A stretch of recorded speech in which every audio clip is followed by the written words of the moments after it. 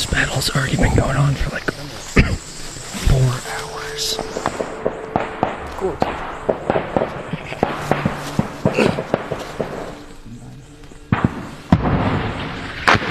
Shit.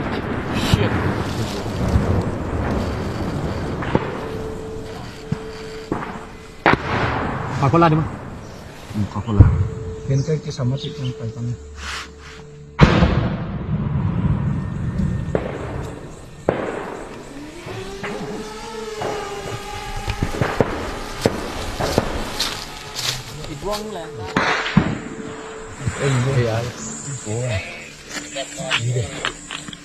Jom bami ke. Balik sakan ending mo without sakan ending dong to. Balik saya.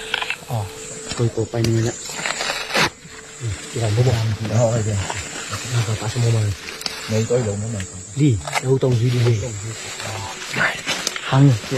Hào tông chúng tao.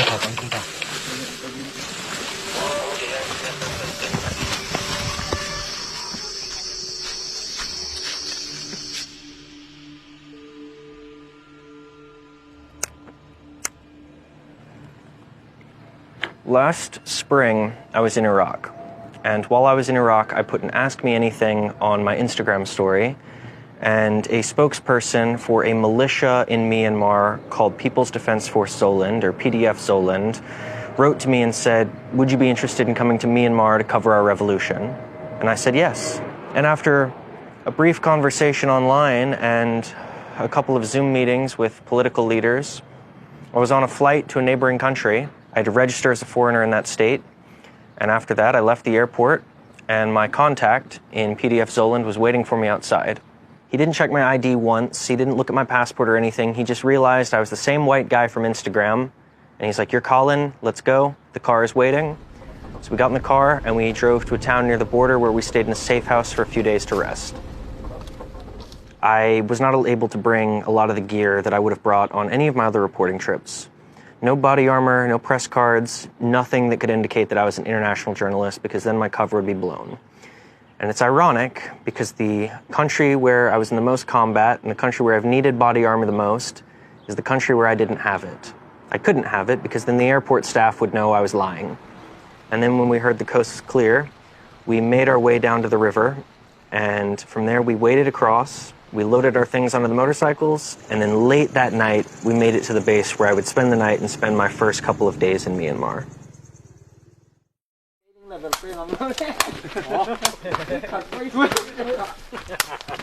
It was your typical rebel camp. It was tents built from wood and camouflage tarps. There were chickens and livestock in the camp. Get out. All of our meals were cooked over an open fire. It was the most rural and isolated place I'd ever been. It was the place I'd been with the worst infrastructure, the worst roads, and it was very arduous. There were certain points where we had to get out of the truck and we had to move to motorcycles because the path on the side of the cliff was too narrow for a truck to safely drive on. The truck just couldn't fit. It would fall down the mountain. Oh, okay. Yeah. So while we were riding on this road, the foam cover of my microphone fell off, and we had to go back and find it. But now I am walking on this road by myself, separate from my guys, and I have shouted out for them several times. Let's hope there's no Tatmadaw in the area. Yeah, that'd be very bad. I'd have to run and hide in the jungle, and then I'd really be fucked. Yo! Oh, you see? I found it! Okay, go. So, let's set the scene for a bit. The regime in Myanmar has always held Burmese culture above all other cultures, and because of this, many of the ethnic groups in Myanmar have been waging insurgency for decades. And that's why Myanmar is the longest running armed conflict that's existing right now today. For most of its history, Myanmar was ruled by a military dictatorship. In 2011, the transition to democracy began. And 10 years later, in 2021, the military overthrew the democratically elected government in a coup. And when they massacred pro-democracy protesters, the citizens of Myanmar formed pro-democracy militias to reinstate the ousted national unity government and restore democracy to the country. So this is the backdrop that I was smuggled into in October of 2023. Now, specifically, I was with the People's Defense Force Zoland. Now, there are dozens and dozens of militias all across Myanmar. Some occasionally will skirmish with each other, but in general, there's a broad coalition of pro-democracy forces. Now, PDF Zoland are Chin. They don't speak Burmese, they speak a variety of Chin languages, and that's a very important distinction because when talking about Myanmar, it's very important to understand that the regime, the junta, it is genuinely fascistic. The regime places Burmese culture and Buddhism above all other cultures and all other religions. And the Chin are Christian people. American missionaries in the late 19th, early 20th century converted them to Christianity, and the Chin are very grateful for that. They're very proud Christians. They've seen their priests and reverends assassinated. They've had their churches destroyed and bombed and burned down by regime troops. Their Christian identity is being threatened by the regime, and that was a very recurring theme in almost every Chin soldier I spoke with.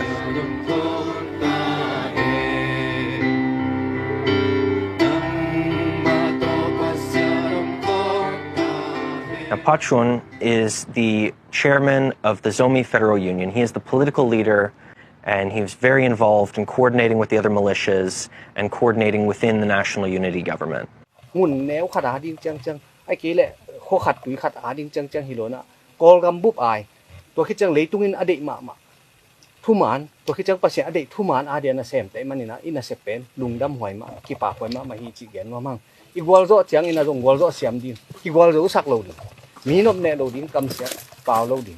For Pachun, getting captured is not an option. They will torture and execute him if they catch him. And when speaking to him, he made very clear to me that Myanmar was at a crossroads right now. If the rebel coalition wins, Myanmar can be like South Korea. But if the regime wins, Myanmar will be like North Korea and Southeast Asia. If the pro-democracy coalition loses, Myanmar will fall into authoritarianism more so than it has ever seen before. So I left that first camp and I went further south to neighboring Sagae region.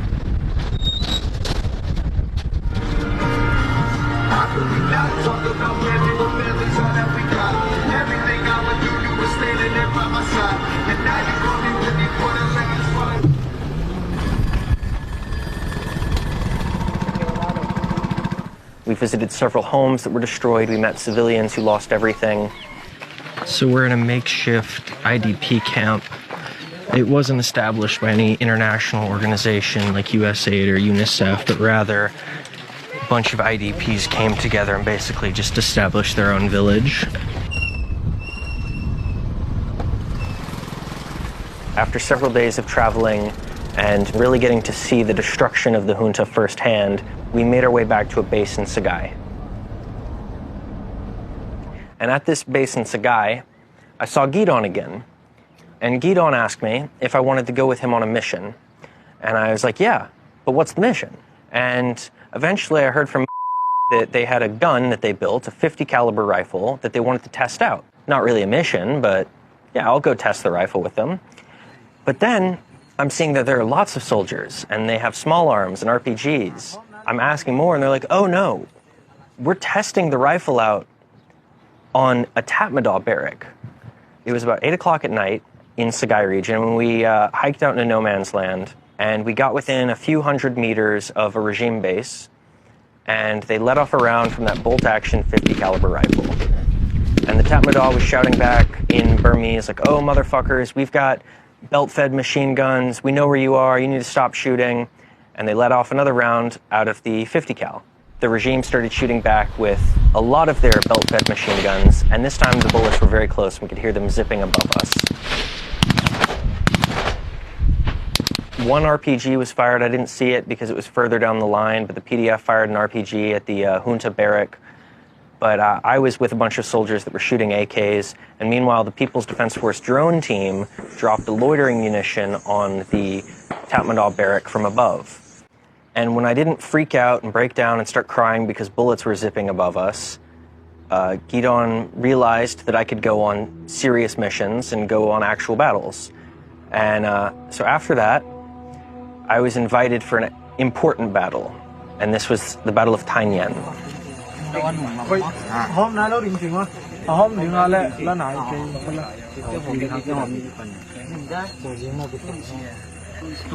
So the night before the Battle of Tainan, we all left and we went to a village much closer to Tainan that was controlled by the Civic Defense Militia. They slaughtered a pig that we all ate, and we drank a lot of whiskey that night. We're trying to celebrate because, I mean, there was a battle tomorrow, and we needed to enjoy the night. So the next morning, we got up at about 6, and we made our way as close to Tainan as we could, and we parked.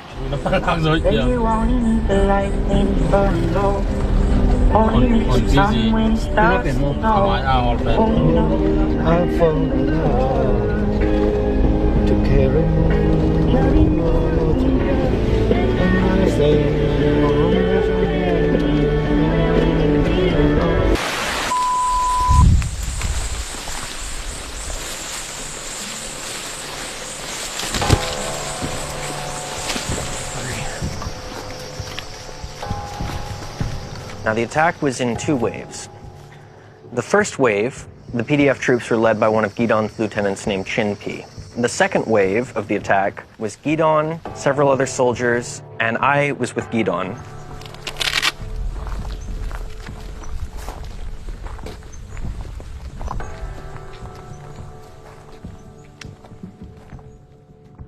Now, Pachun, meanwhile, was back at camp, and Pachun's job was to work a radio and coordinate with other people observing Tatmadaw jet movements. So Pachun and Gidon were radioing back and forth about where the regime jets were. There was a drainage ditch under the road, and Gidon got a machete, and he hacked out a bunch of bushes from in front of it. That way, if the fighter jets showed up, we could easily run and hide in the drainage ditch and probably survive a strafing. If it were not for the Tatmadaw's air power, the rebel coalition would have won the war by now. A lot of the coalition, they try to arrange their attacks to be at about the same time. That way, the Tatmadaw Air Force can't respond everywhere all at once.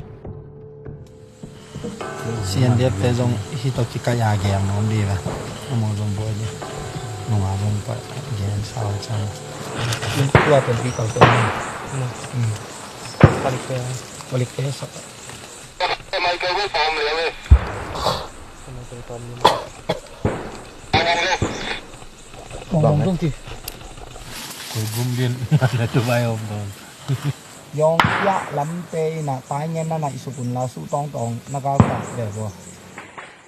Lom te to. Lom te, a jong phiet dai ba dong pak. Ni mu lo ma ya set to pa in. A pi ji to kap thak dia.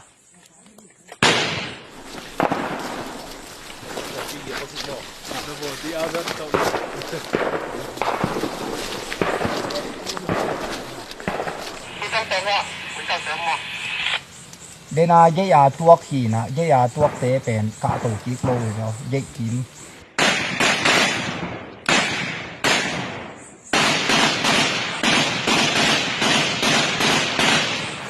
Còn cái này là quay muốn phòng phai đó đó. Coi bằng bỏ lên đây. Tại sao nó sẽ đi? Lên phai phai lên chưa?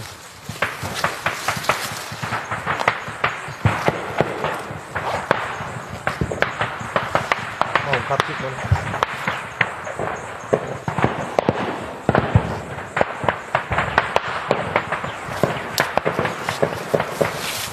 There's a lot of zips. A lot of zips. Yeah.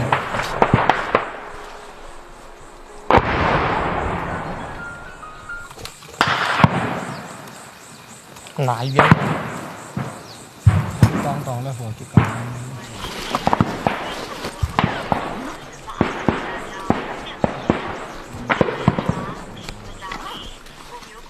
Hỏi con la đi không? Có con la. Đến cái sắm mất chụp phải con.